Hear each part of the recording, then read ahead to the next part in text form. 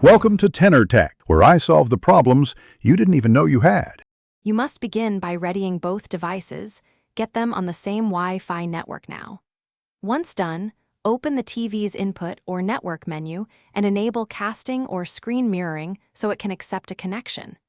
Make sure your phone's Wi-Fi and Bluetooth are turned on and that the phone OS is updated. This reduces handshake failures.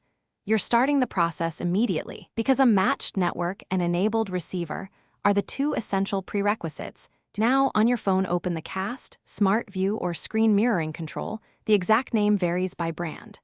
Once you tap it, the phone will scan and list available devices. Select your TV's name.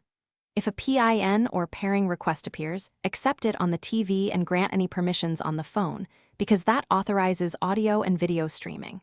If you need higher quality, pick a 5 GHz network, since it handles video bandwidth better than 4 GHz. To finish, verify the image fits the screen and adjust resolution or rotation in your phone's display settings, because matching aspect ratios prevents black bars.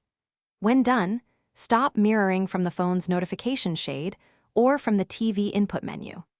If you see lag, audio issues, or no connection, restart the router and toggle airplane mode on the phone to reset wireless radio. This simple reboot often resolves interference or IP conflicts.